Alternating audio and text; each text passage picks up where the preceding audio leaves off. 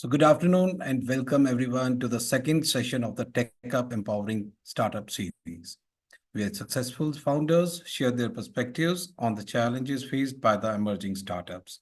The initiative is presented under the Cluster Intervention Program of SIDBI, the Apex Financial Institution for MSMEs in India. The program aims to develop multiple MSME clusters across India, and the Delhi NCR Innovation Cluster is one amongst these. The cluster aims to forge active collaborations among all the innovation stakeholders in Delhi NCR. A network of 40 plus incubators and 750 plus startups has been created under the program.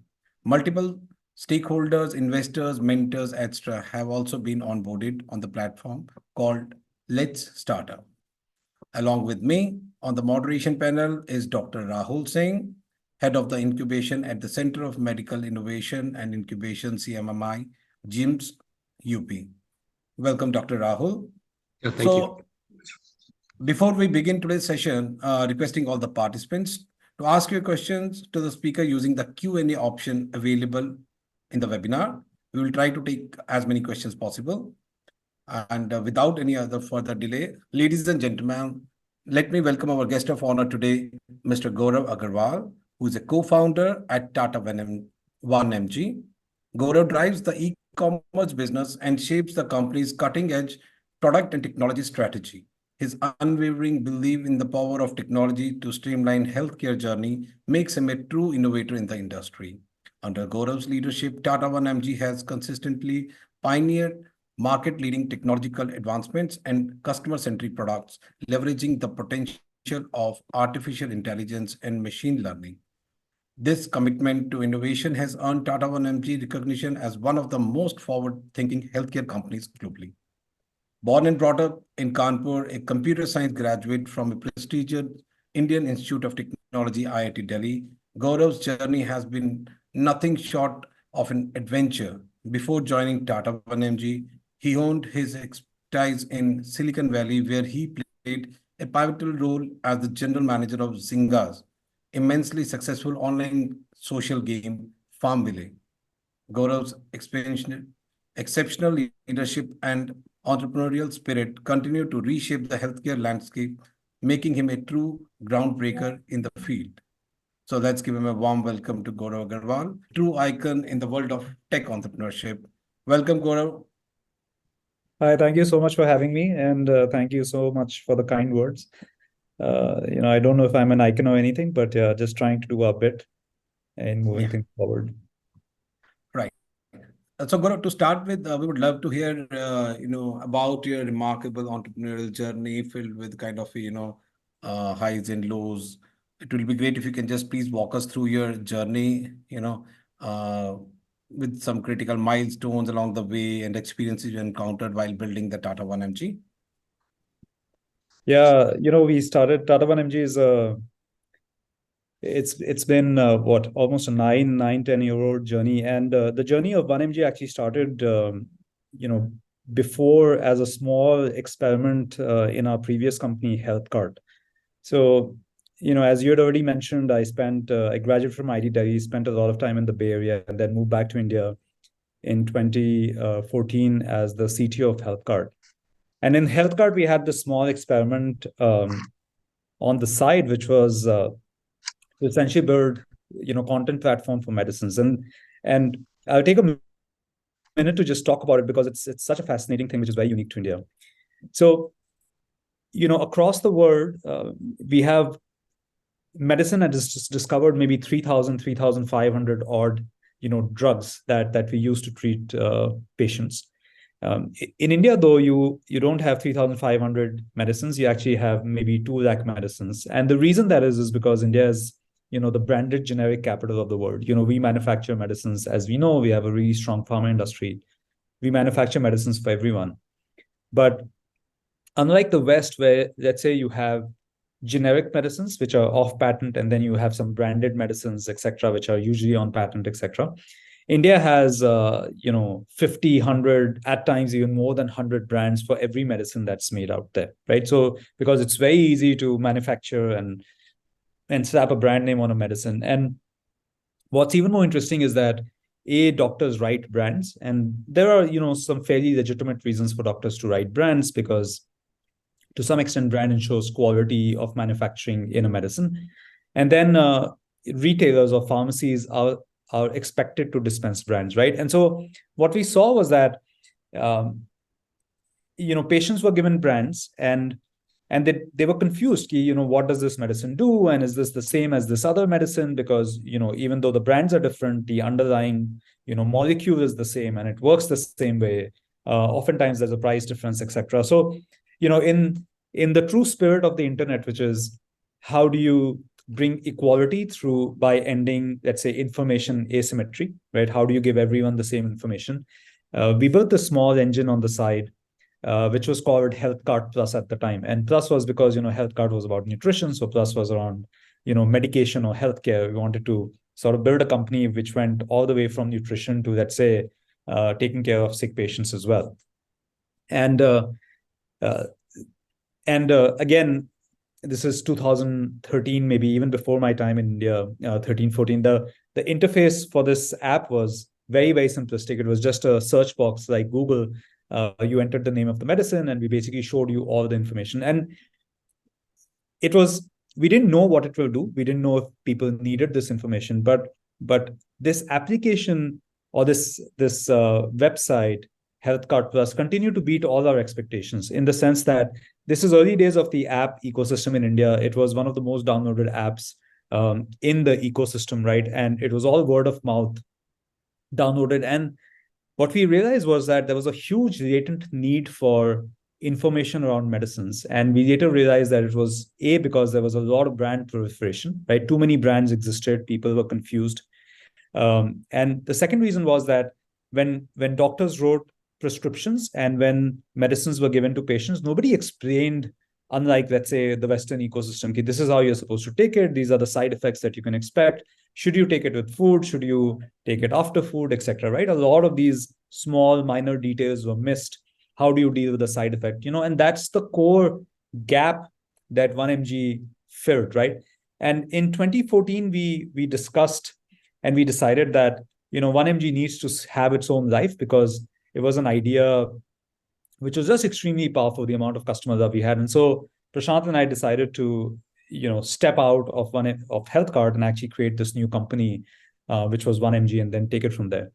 Now, when we were creating 1mg, again, we were very clear, and I think more than anything, Prashant was very clear, because he'd spent a lot of time in the healthcare ecosystem in India and the US as well, was that when a patient is sick, they don't need medicines or diagnostic tests or a doctor consultation. They need all of it together, right? So, and that formed the basis of our vision of being integrated healthcare platform.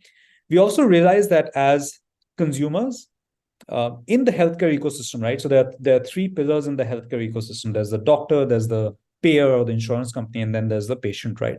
And we felt that the ecosystems across the world always optimized for the provider or the payer, and almost never for the patient, right? So the patient was considered to be this guy who was just receiving maybe some charity because they were being treated, right? And we felt it was really important for some company, healthcare company, to put the patient at the center of the healthcare universe, and be empathetic, provide empathetic, quality, affordable care, right? So that became the second pillar for 1mg. And the third was that we felt that for a patient to get better, he or she really needed three things, right? One is education, the second is affordability, and the third is accessibility, right? Which means that you can afford what's available, and then whatever you need should be available and accessible to you, right? So that led to the formation of our vision statement, which is 1mg is an integrated healthcare platform, which aims to make healthcare understandable, affordable, and accessible, right? And this is back in 2014, when really consumer customer centric healthcare was not anyone's top of mind.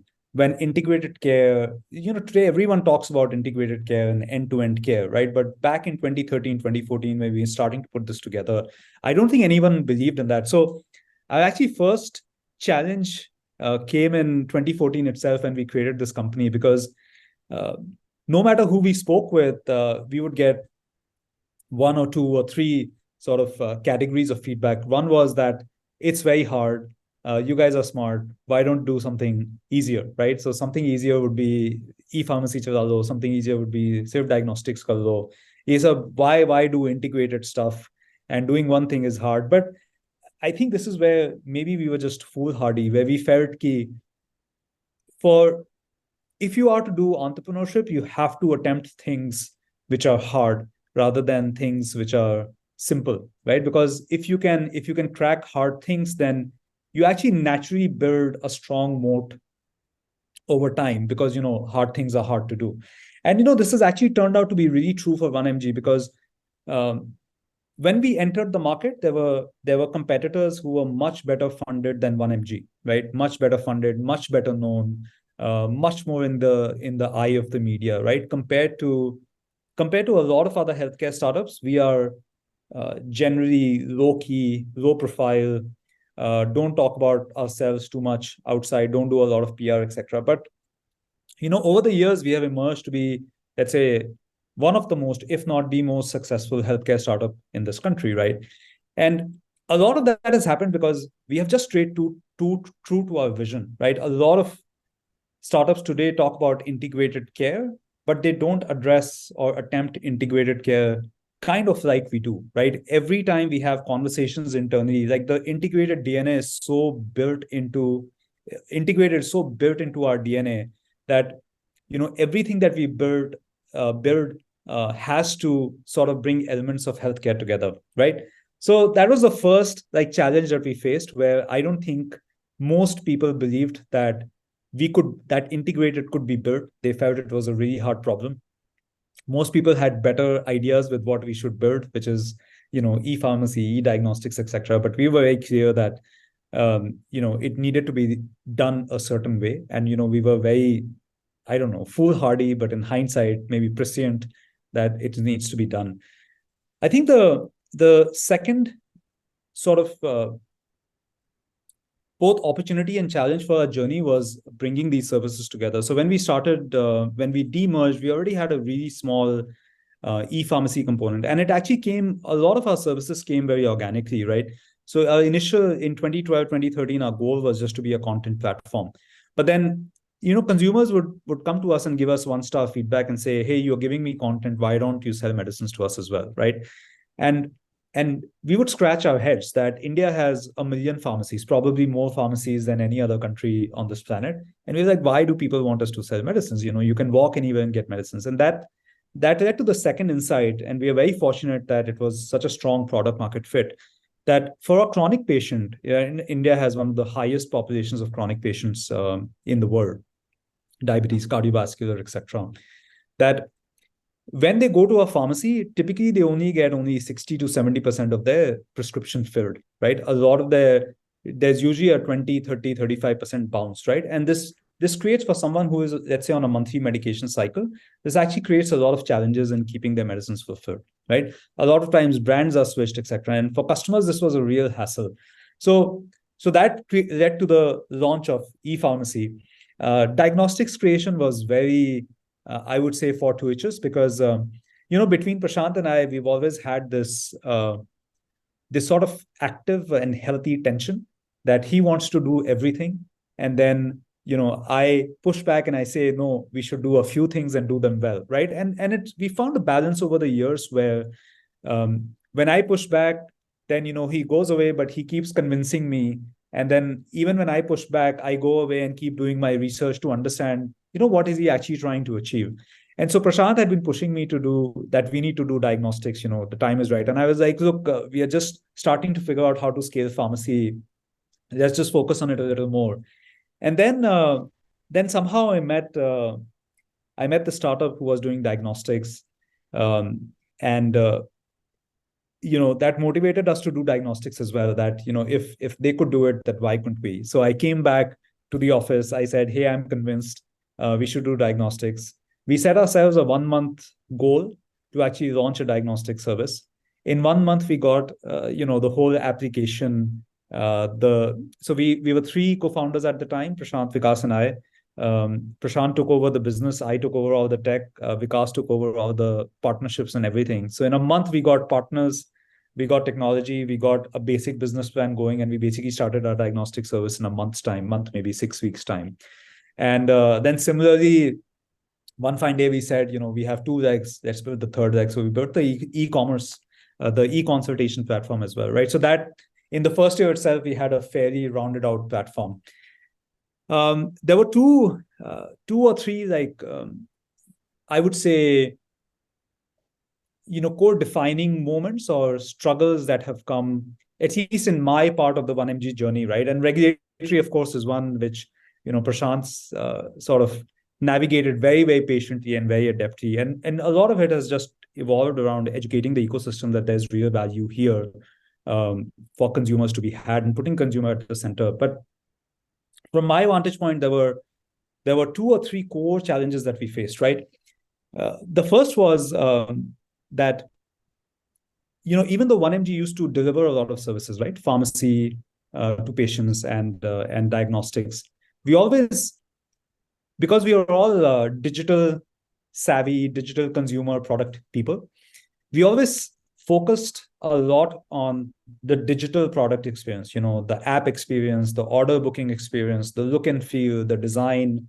And we felt that supply chain is actually par for course, right? That we can let's say do a marketplace, we can let's say we can do a marketplace and it will be good enough.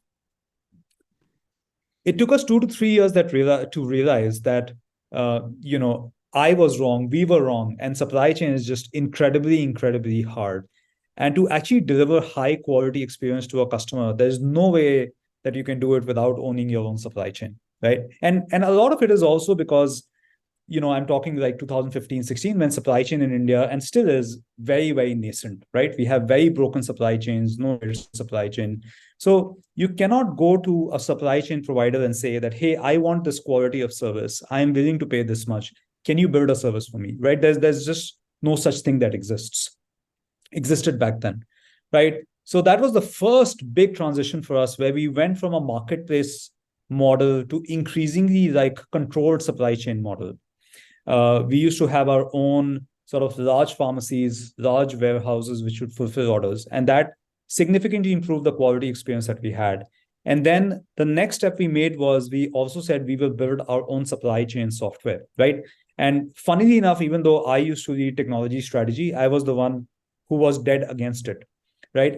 And the thought process was that there should be someone who has solved supply chain, because again, we were in this mode where supply chain is a solved problem. We shouldn't solve it, and we should solve the customer experience, maybe more importantly. But then we realized that the supply chain ecosystem is so nascent that we had to build it ourselves. So today, for instance, what that has done is that the NPS for our services, which is what we track how customers love or hate our services, is above 65. So 65 for pharmacy, 75 for diagnostics. Comparatively, Apple NPS is around 80, right? And Amazon NPS is around the same level as well, right? So this investment in supply chain got us to a point where today, if a customer orders on 1MG, then especially if they have been working with us for a little bit, there's a guarantee that your order will arrive in the time that we promised that it will arrive for you, right? So that was one big change where we actually understood that we are a supply chain company and not just a digital health company. And there was significant, not just bits and bytes, but atoms that were getting moved, and we built that expertise to move those atoms. I think the second big change happened in around 2018 when we were struggling for growth. So 1MG grew like phenomenally well in the early years, 2015 to 18, maybe 150% growth year on year. And came 2018 where the competition really heated up. We didn't know what was going on, and our growth became very tepid, maybe trickled down to 5% quarter on quarter. And startups, when they don't grow, especially commerce startups, when they don't grow, then it's basically almost like a death for you, right? You become irrelevant. And that was the second big transition for us. So a really painful time. It forced us to actually go back and actually become growth experts in a way, right? So we restructured the whole company, the model, the organization, to understand how does growth get delivered for our company. And what it also did was it also forced us to think about how will 1MG as a business grow, right? So we started out as a B2C, and then we said that for 1MG, our intent now is to make sure that anywhere in the ecosystem where a healthcare service is needed by consumers or needs to be delivered by a stakeholder, right? 1mg essentially becomes that rail for healthcare service delivery, right? And that started like the partnerships initiative, where we started to work with insurance providers, started to work with hospitals, and we said that at home healthcare, right, means 1mg, and you can use the infrastructure that we have built, both technology and the physical infrastructure, to actually deliver better quality care to your consumers, right? So that was a second big transition. And then I would say that the third big transition is something that uh, we are going through today, right? Where we are saying that how do we how do we solve massively hard problems, right? Like, how do we make sure that the number of consumers who have access to healthcare through someone like a 1mg increases tenfold and not twofold? And the second is that how do we use all the consumer healthcare data that we have with us, right? Because we have all digital, all digitized data, right? How do we deliver core healthcare insights to consumers and actually get them to better outcomes, right? So one secret goal that we have is how do we use technology and 1mg services to actually improve patient outcomes, right? But the challenge is that there's not a lot of research on using, at least not a lot of research that we've seen on how do you improve patient outcomes. It requires a lot of adherence, it requires a lot of insights, a lot of financial incentives, etc. And so how do we as a company figure that out, right? So that's in a nutshell. I'm skipped over a lot of portions, but that's in a nutshell what our journey has been. Thanks, Gaurav, for that. We can open the floor for some questions now. So I think Dr. Rahul, you can start taking the questions. I'll also jump in. Perfect, perfect. Hi, Gaurav. Good afternoon. Hi. So, this first question has come from Ketki. The name of the startup is LD Explained. How do how to navigate the data collection with the new privacy laws, especially in the health sector? That's the question. Yeah, look, first of all, we are hugely supportive of the data protection infrastructure that has come in. And the reason uh, is that handling patient data, especially healthcare data, is extremely important to ensure that the patient does not get discriminated against, right? Especially in the context of privacy. Let's say I have a condition that could prevent me from getting access to insurance, um, could be used to discriminate against me in the society, etc. Right? India so far has lacked a comprehensive data protection framework, which almost, not almost, but every advanced nation in the world has, right? So, first of all, it's really important to appreciate the fact that we needed we needed a framework that protected the patients and also defined a framework, a context in which we could deliver services to the patient, right? Eventually, we have to understand, and this is how actually we look at this data as well. So maybe it's important to talk about that also. Eventually, you have to understand who owns this data, right? Do you own this data because you have it on your servers and you're collecting it? Does the patient own that data? And once you establish who owns this data, the question is that what can you do with it, right? Who can you give it to for, let's say, targeted advertising? Who can you give it to for, let's say, lead generation, et cetera, et cetera, et cetera, right? The principle that we follow at 1mg, and which is also by and large enshrined in the data protection law, is that the data is actually owned by the consumer, right? Because my data, my healthcare data is my data, right? It's about my body, my physical parameters, etc. Right? So one is that there's no confusion in our head as to who owns this data, right? And also who owns the um, incremental variants of this data. So let me give you an example. So let's say from my data, you can infer some things which are medically relevant, right? That I may be at risk for this disease, etc. Right? All of these, again, inferences are technically owned by me because they are based on a core data set that is owned by me, right? Now, as a company, again, it is the company's responsibility to be judicious about this data as a custodian, right? When you give the bank your money, right? So think of data as money that a customer gives you for safekeeping, right? The bank puts that money in, let's say, areas which help the economy grow, etc. Right? But it provides you a guarantee that the money is there when you need it. right? The money cannot be stolen by other people, right? And I think that startups need to take the same approach when they consider patients' data as well. And I'll give you an example which actually shocked me. We had someone who reached out to us who said that we have X crores patient data collected under certain need, and they wanted to figure out how to sell this data to us before the data protection law takes hold, right? And my response to this person was very simple. My recommendation is that you don't even think about it. This is not an activity that 1mg would ever engage in, right? I think this is unethical. I would request you to rethink about it. And they went away, right? Eventually, that's the only thing I can do. But my recommendation is that you look at patient data as a custodian. There's a lot that patient is willing to let you do, but treat it as a custodian. Collect whatever you need to collect under legitimate reasons, right? We collect a lot of data, but mostly in the context of the services that we offer. So pharmacy data, diagnostics data. Today, we have started to collect data which is around healthcare risk data. We want to be able to project and predict what your risk for certain chronic conditions is, right? It's a forward-looking futuristic risk.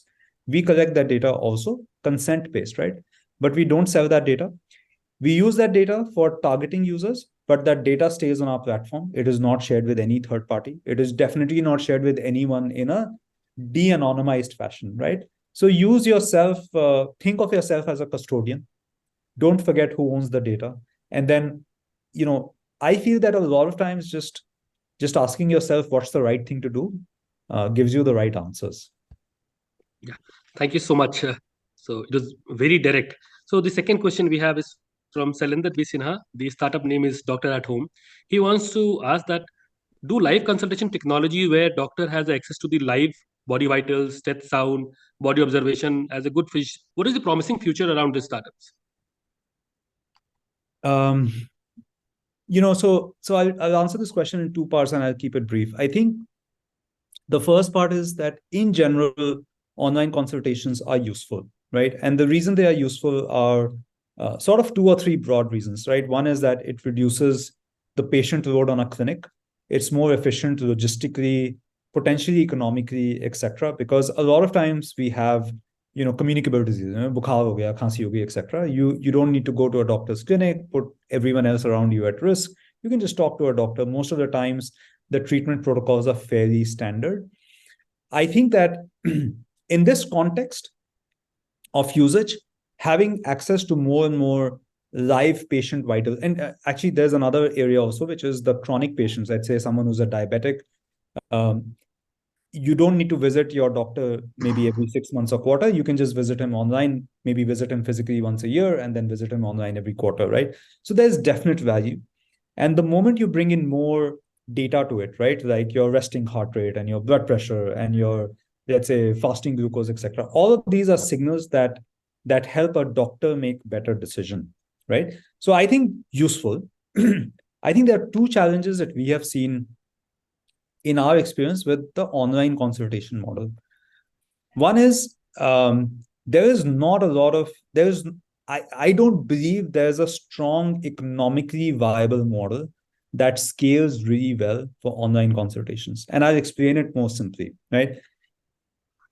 When a patient engages with online consultation, he expects a lower price than a doctor's physical clinic because the doctor is not, seeing the patient in person, right? And so he says, I should get a discount, correct? Which is fair.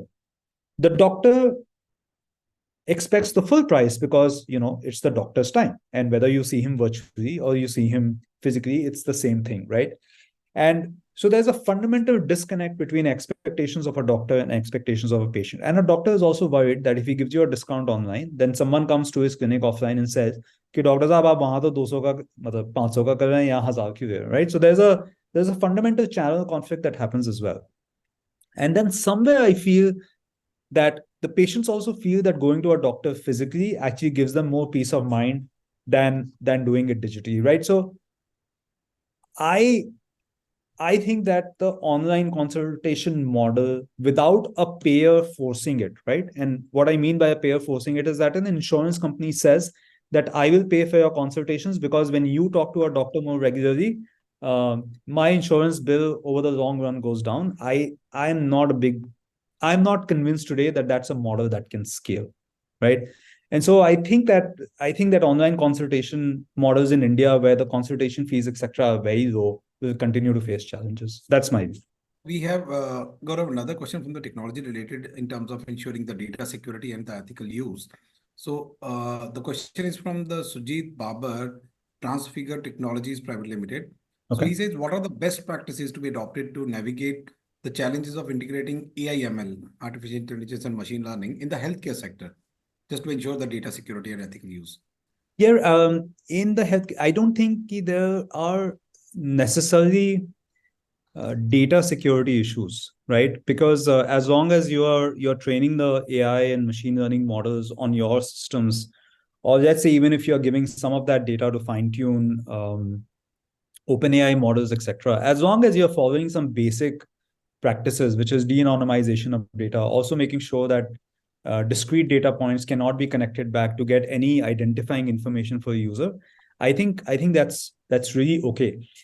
The challenge is not on the data security side. The challenge is actually on the inferences that you use, inferences that you make on the AI and machine learning model. And this is a really sort of big problem that not a lot of us appreciate, right? So no model is 100% correct, right? A model only gives you an answer or a prediction with a probability, right? At the end of the day, even if the probability is 99%, it is 99%, right? There's a 1% chance of error. So now the question that we face is, let's say I take a model, let's say I take a consultation model, right? So I take a lot of data and I train a model on top of it, which can, once a patient describes a symptom, can give a diagnosis, right? The diagnosis at the end of the day is probabilistic, right? And what can you do to actually make sure that the diagnosis is correct, right? One way to treat the problem is to say, hey, this is an AI ML diagnosis tool. You enter your symptoms and I will give you something. The second way to say is, no, you enter the symptoms, the diagnosis actually goes to the doctor. And the doctor validates or invalidates whether for the set of symptoms the diagnosis makes sense or not, right? The advantage in the second case is still that the doctor becomes much more effective and the doctor sees much more comprehensive patient data to make the right diagnosis, right? And then validates or invalidates the diagnosis. So if I was to give a simple answer, I would say that if you are building machine learning and AI models, especially for healthcare, right, be very clear in understanding what is the accuracy of those models and how do you make sure that those models are 100% correct. Which is why at 1MG, we use machine learning models in healthcare a lot. Most of the times they are classification models, weak classification models where I can see, let's say, your browsing history, etc., and I can predict, let's say what conditions you have, what conditions you may have in the future based on your current prescriptions, etc. I don't use it to tell a patient something. I use it maybe for recommendations because I can afford to be wrong there. If I show a recommendation which is incorrect, let's say product recommendations, the user will not buy, not click on them. When it comes to, let's say, going to a patient directly, right, and giving them something, we always have a human assistance layer in between, which validates the answers that we come up with. Right, so that's the broad recommendation I would give. We have another question related to the technology that is from Keshav Jha, Bharat AI Innovations Private Limited. And the question is like, for a digital product, how do we safeguard the intellectual property, IPR, the software technology and the innovation features of the product? Yeah, look, first and foremost, especially in the internet world, I think intellectual property protection is very, very hard. Because intellectual property is not just on doing something, it's also on how you did something. So someone can achieve the same thing that you're doing by doing it just a little differently and circumvent all that. That being said, so again, I don't have a great answer. I have a philosophical answer and a not so great answer. I'll give you both. Not so great answer is, look, there are mechanisms that exist like patents, etc. You can file a patent. The the chances of, let's say, you being able to enforce a patent, and patent enforcement is not easy, right? It's not easy to take someone to court to figure out that they copied your patent. But sure, if you want to formally protect intellectual property, then you can file a patent. The philosophical answer is that we don't worry about intellectual property. We actually worry about the speed of execution. At the end of the day, I firmly believe that for most things, ideas are dime a dozen. And what differentiates companies is the speed of execution and the quality of execution, right? So, getting caught up in intellectual property, a lot of times I meet people who say, my idea is really secret, I don't want to share it. And I say, look, at this point, almost all ideas someone else has had, right? It's very hard for me to think of an idea which no one else has had. It's all about execution. So worry less about IP, maybe more about execution. So philosophical answer there. Gaurav, the next question we have is from Sahil Ori. Be sure, buddy. So that's the startup. And the question he is asking is how to decide which tech integration for a healthcare mobility startup will be the most useful and efficient in terms of managing customer, operations, and fleet. Which area should one focus on initially? So is the question between, so there are three aspects, right? Can you repeat that? So customer mobility, what are the three aspects? Customer experience? One is, of course, the mobility. The second part talks about the managing customers, operations, fleet. Yeah, look, again, I need a lot more details, and I'm happy to connect separately as well. I need a lot more details to understand, what are the aspects of customer integration.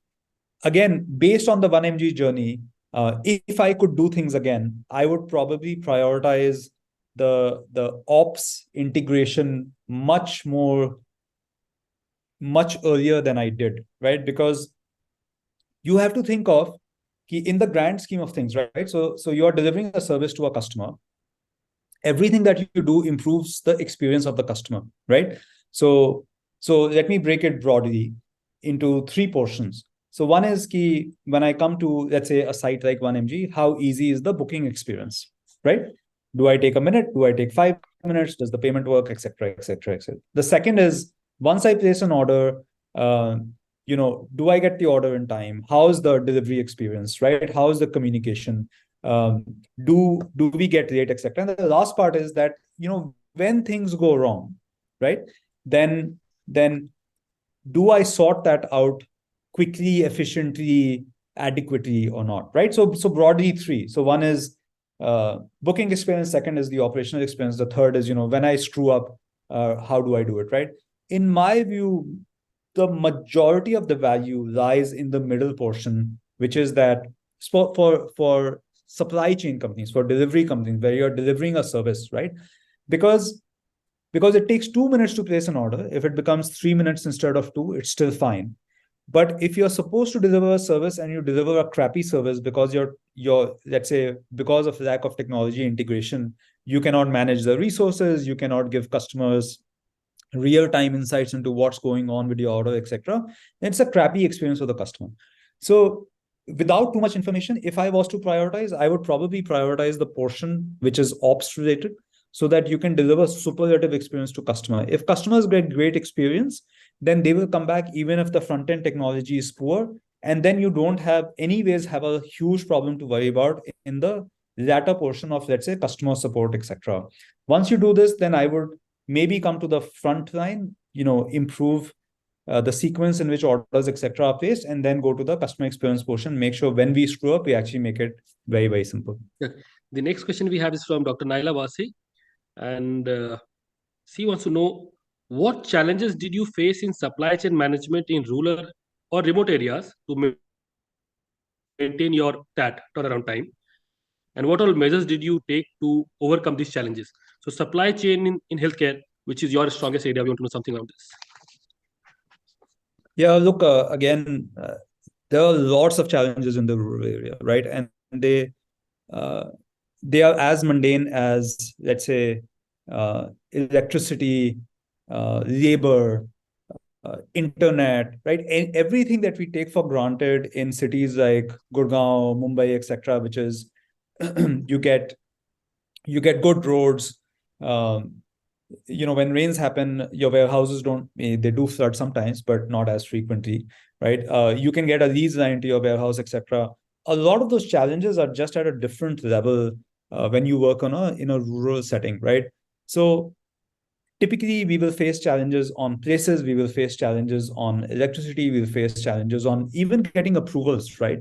Uh, Getting approvals in a city like Gurgaon is very easy because it is reasonably professional, etc. They are used to, let's say, e-commerce companies, but rural India works very differently, right? In the sense that there's a lot of connect, and some MP, MLA somewhere is getting, has a business that maybe gets threatened with e-commerce, and he doesn't want you to set up a facility there, right? Or some stuff like that. I mean, making up stuff, but the dynamics are very different, and so the navigation required in rural settings becomes that much more harder. So internet connectivity, which is like mandatory for our operations, is often not is often choppy, right? In the sense that we may lose internet for 2 days in a row, and then everyone in the rural setting has to work on, let's say, your hotspots and stuff, right? You may not have electricity, so generator becomes maybe a must have, right? And the moment you have generator, your cost goes through the roof because you're paying 2x of what you would pay the commercial rates, right? Labor is a challenge because, again, rural work criteria and urban work criteria are very different. Chutti hui and everyone's gone, doesn't want to come, etc. So just a different level of challenges. Professionalism is different, right? People in urban settings, for instance, treat work more professionally. In rural settings, that professionalism is maybe not where we need it to be. We have often had our rural warehouses um, get flooded, right? थोड़ी सी बारिश हुई या sewage overflow हो गया, पूरा warehouse flood हो गया, and we've had to get water pumps, etc., to take water out. There's sometimes there's intimidation. So I think the idea is, um, it's all about building, and you learn how to solve these problems, right? So all of these are solvable problems. In no way am I saying ki, oh, it's very hard. I'm just saying that the level of challenges that you will face in setting up an urban supply chain is very different from a rural supply chain, right? But there are benefits to that also. And the benefit is, for instance, that today, tier 2 plus, right? So we only talk about metro tier 1. Tier 2 plus is a huge percentage of our business, over 30%. And the reason it's an over 30% business is because the core challenge there is accessibility, right? One of the pillars that I talked about at 1MG was accessibility. Rural has a reasonable amount of rural or semi-urban has a reasonable amount of spending capacity, but doesn't have enough options available. And when it comes to healthcare, it's not about options, but it's actually a core need, right? Most people come to cities and they need to go back and have access to the same medicines. So there's definitely, disproportionate benefits as well if you can solve that problem. My recommendation is that, early on we built a fairly strong team, which worked as a center of excellence and was able to build relationships and sort these problems out, with vendors, with stakeholders, etc. So if you're doing something in rural, make sure that you have that team set up, and you can figure out how this works. So the question is, what are the financial pitfalls an early stage health tech startup founder must avoid? And along with that, how can a healthcare startup attract capital and venture capitalist angel funding investors to Yeah, raise look, funds? very, very simple answer to this question. Okay.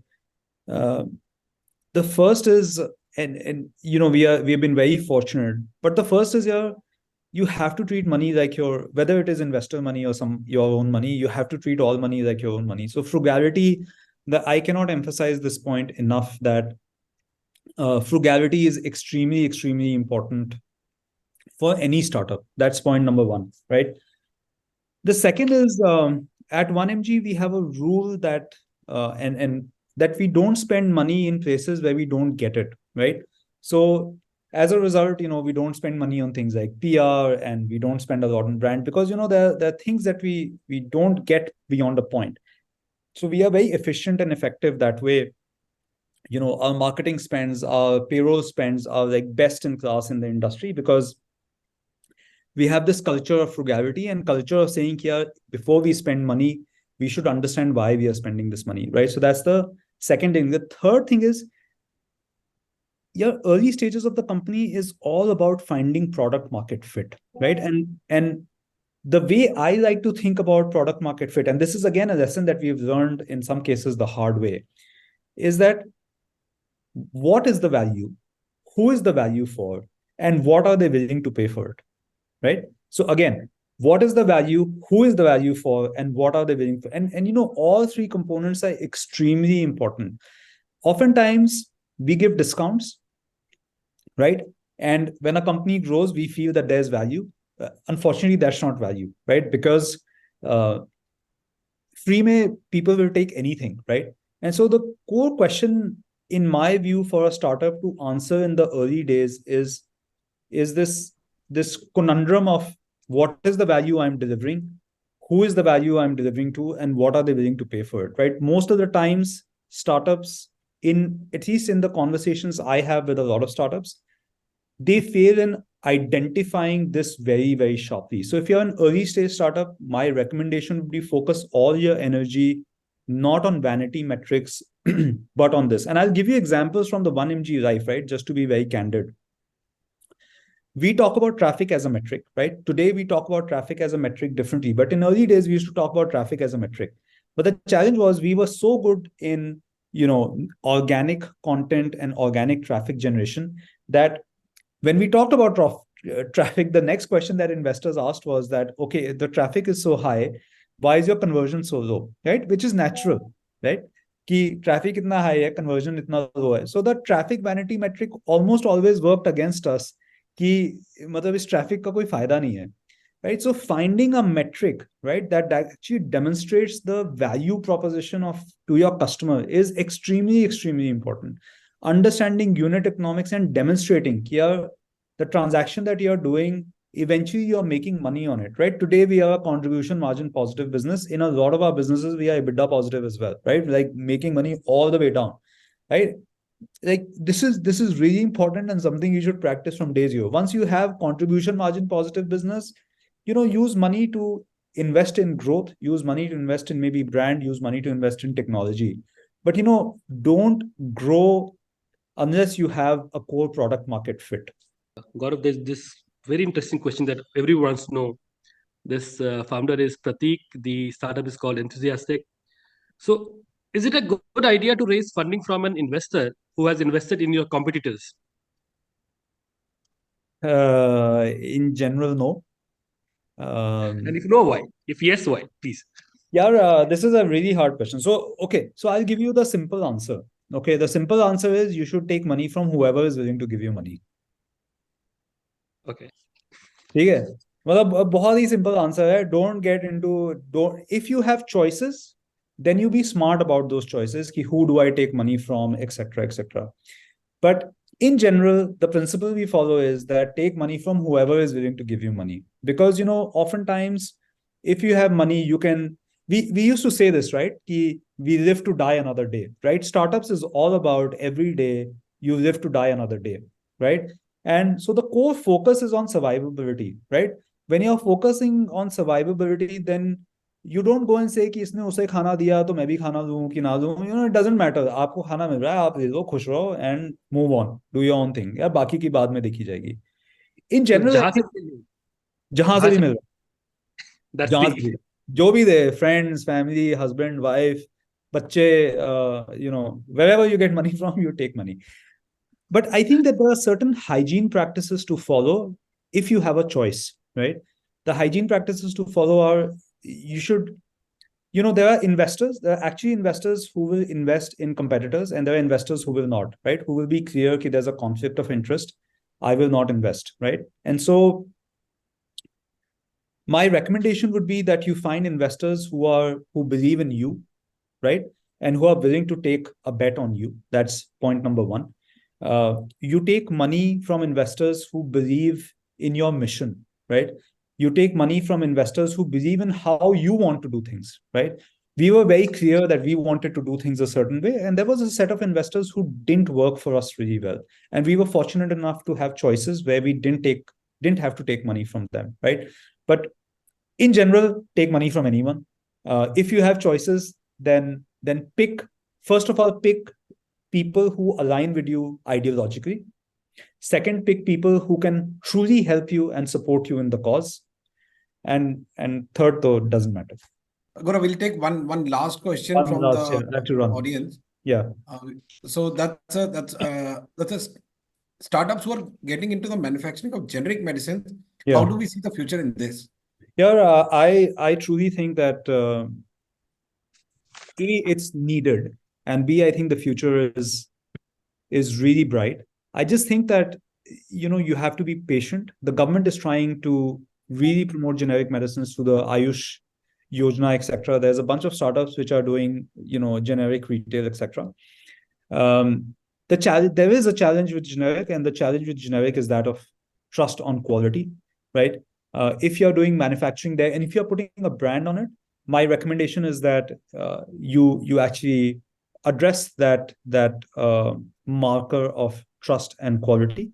But other than that, I truly think that there's a lot of scope and a lot of future potential. I do think that the short term journey will be choppy, because it will require both a mindset change, maybe to some extent an enabling regulatory environment where, let's say, substitution is possible, is recommended, is supported for people to move to same quality but cheaper drugs. Let's have a small rapid fire questions for you. This will assist our audience, to gain a deeper understanding of you. So we have a few rapid fire questions. You can just answer them in a word or so. So are we good to go? Yeah, I'm terrible at rapid fire, but sure. Okay, so here we go. What's the most exciting trend you have noticed in the digital healthcare this year? I'm very excited about two things. One is, AI in healthcare, especially generative AI, and what it can do to, let's say, explain things to you better, right? And it services a core need. The second is what we call condition management, right? So we are seeing a lot of stuff happening in condition management, which is that instead of giving you medicines, I will treat diabetes, I will put you on a program for cardiac care, etc. So I'm like, personally, and even at 1mg, we are very, very excited about this trend. What can we do to improve conditions rather than just do commerce? What book has had the most impact on your professional life? Yeah, no one book. I read quite a bit, and every year the themes change. If I can pick one book, I think the one book is one I read maybe 15 years back. It was called Execution by Ram Charan. And I was struggling at the time because I was trying to transition away from being an engineer to being someone who, let's say, did more management, strategic work, etc. And execution is an art. It requires a lot of patience, resilience, follow through, etc. And I think I was struggling with that. So the first book I read was this book, Execution by Ramcharan, and I think it's a beautiful book. So if I was to pick one book, I think it's that book. But then so many books that have so much impact, Atomic Habits, Deep Work. There's this book, Educated by, I forget the name now. It's the founder of a school, right? Tremendous. I tend to no longer read books that I don't tend to read a lot of books about work anymore unless they are scientific in nature. Okay. So your favorite productivity hack? Favorite productivity hack is making a project plan on a Notion or a spreadsheet and just looking at it every morning. Right. What's your go-to relaxation technique during hectic times? Running. Morning person or a night owl? Mostly night. Yeah, can't do morning. Night. What's the one thing you wish you knew when you started the Tata 1MG? That we were a delivery company and not a we were a delivery company. We would have done a lot of things a lot sooner. One word to describe your leadership style? Direct. I actually got some feedback at office also. It said it cannot be anything but direct. Sorry, I'm very direct. Biggest professional challenge you have faced so far? Yeah, lots of them. Lots of them. 1mg Just growth that one. I talked about. but I will pick one which is also, so when we started 1mg, we actually got into this mode where we wanted to rewrite our technology architecture. I'm being a technologist. There's this huge thing to rewrite everything and it will become faster and snazzier and modern. Except that the person who was leading this project, once we were in the middle of it, 4 months in, left. And you know, that was a really scary time for 1mg, because I truly felt that we would shut down. We couldn't go back. We couldn't go forward, because the person left. He was the person driving it, and back, we had actually burnt all the bridges. So I'm really really grateful for the way that the 1mg team came together and we figured out that problem. We rewrote that whole system, and today we run on that, and it scaled really well. But that was like a really scary time for me. Great. So if you could swap lives with someone for a day, who would it be? That's a tough one, man. That's a tough one. uh, I don't know, maybe I know no one. I'm pretty happy with my life. You're happy with I, Gaurav Agarwal. Yeah, I'm happy. At some points, I felt it would be interesting to try out being a waiter and just see what that does. Sometimes I've thought about maybe being an animal of sorts, because you don't remember things for too long and you can live in the moment, right? Like I'm being very honest, right? Yes, yes, yes. Being a child, because they enjoy the moment and their sense of wonderment is so alive. But yeah, I don't want to be anyone else. Oh, great. Uh, One word to describe the future of digital health. Condition care, yeah. Condition care. AI and condition care. So if you are not in the healthcare industry, what field would you be in? I don't know. Maybe I don't know. Look, I love technology, so I'll still be doing something in technology. Maybe making some SaaS software, something. But I don't know. I've done. Look, I started with enterprise software. I did games. I'm doing healthcare. So I have very varied interests. I don't know what I'd be doing. Haven't thought that far. Favorite I'm happy with favorite CEO you admire? favorite CEO. Oh, I love Tim Cook. Your top prediction for the next big thing in the healthcare and technology? Healthcare technology.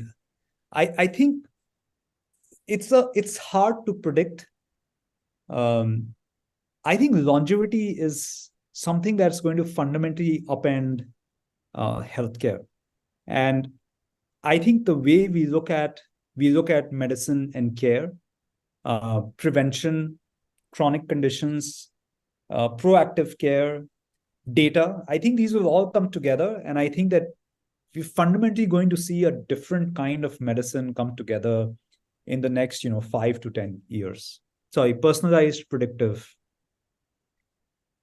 So what's the most significant lesson you have learned from the business failure that continues to guide your decisions today? uh The one biggest one.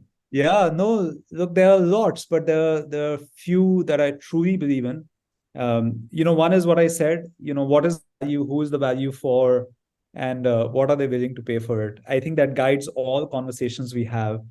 Um, the second lesson that I hold really dear to my heart is that uh, so I believe in this model, which is quality of ideas, quality of execution, and quality of introspection.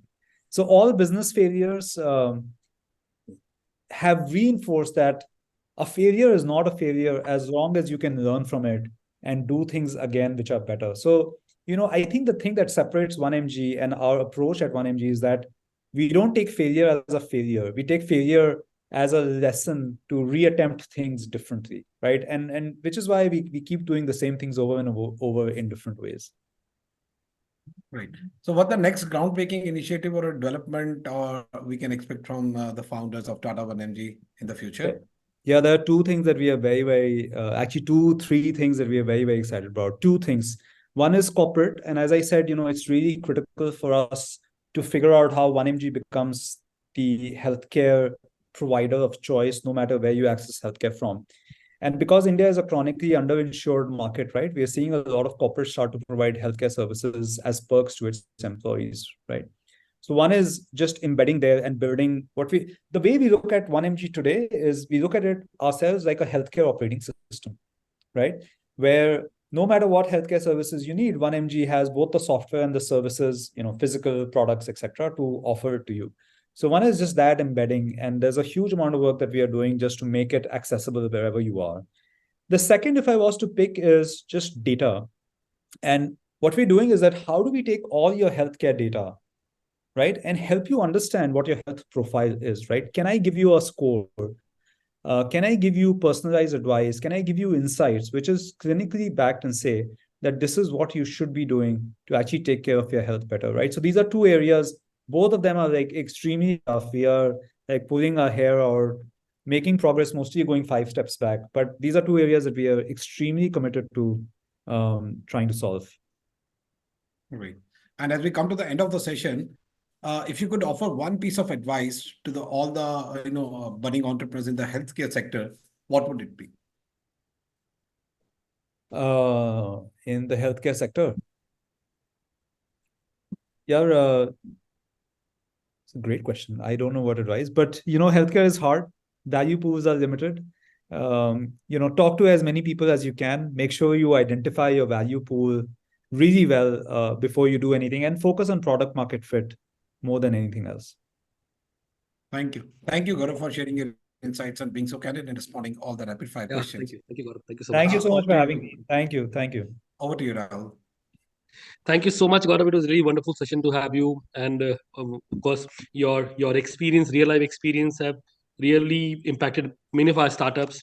And I believe that such more motivational sessions will have, and soon we'll try to have you again to enlighten more of startups in the entire ecosystem. It is really Thank you. nice having you on this session. Thank you so much. Thank you. Bye. Thank you, everyone. Thank you, Sydney, for organizing this webinar. And thank you, everyone, again. We look forward again to seeing you again next month with another big name in the industry. Have a wonderful day.